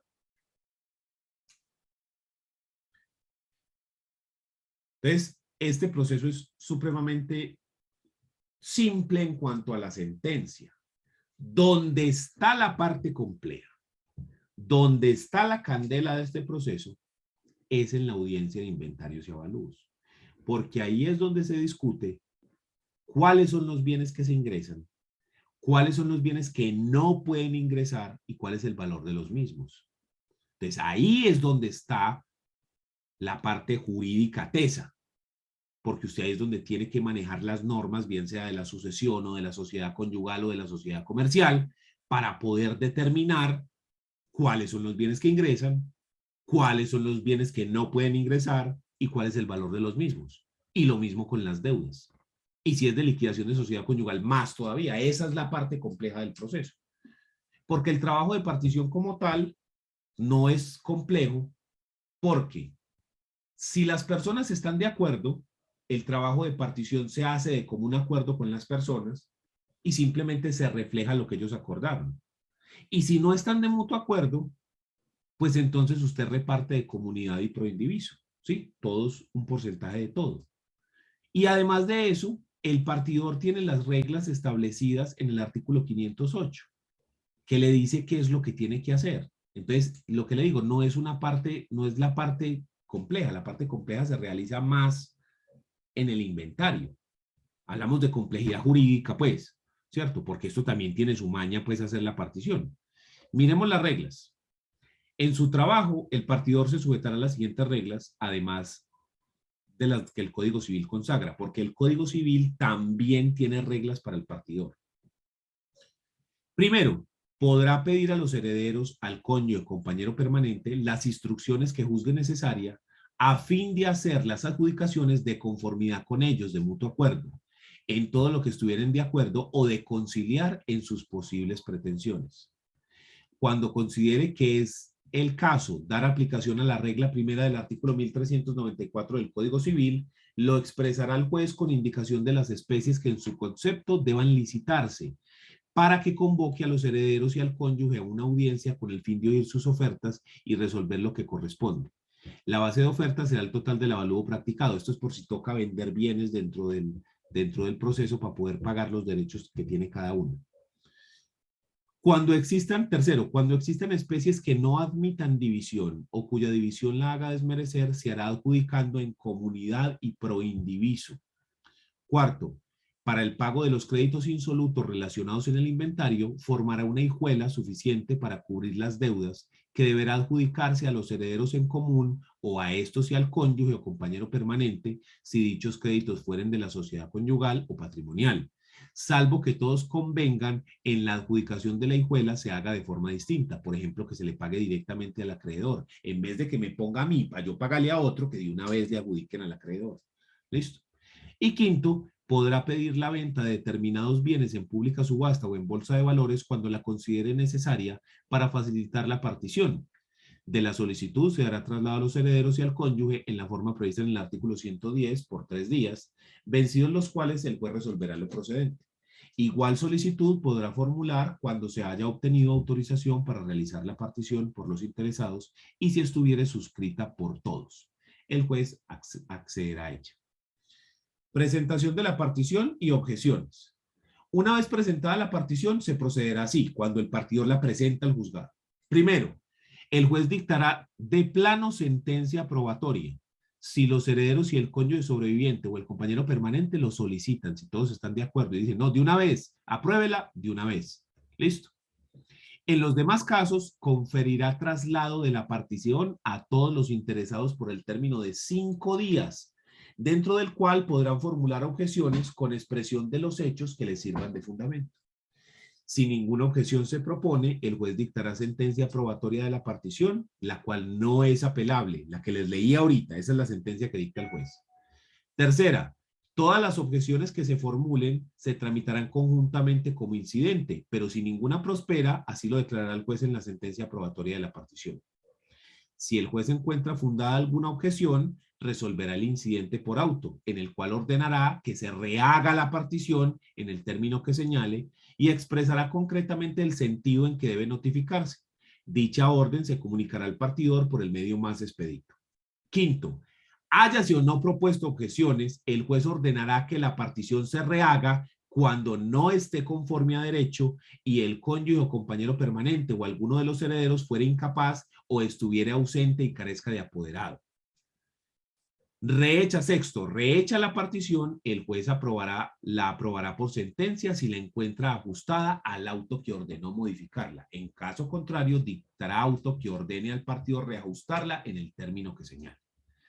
La sentencia que verse sobre bienes sometidos a registro será inscrita, lo mismo que las hijuelas, en las oficinas respectivas, en copia que se agregará luego al expediente.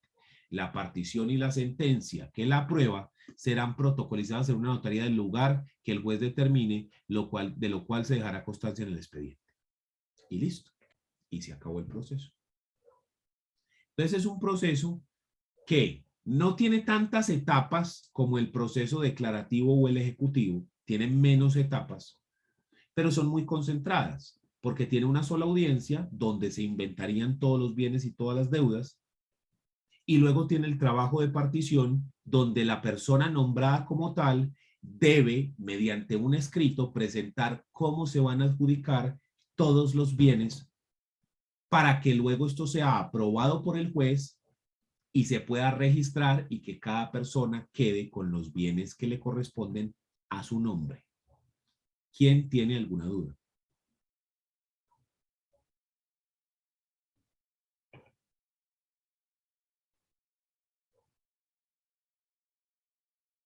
Muy bien, entonces con eso finalizamos el proceso liquidatorio y finalizamos la clase de hoy.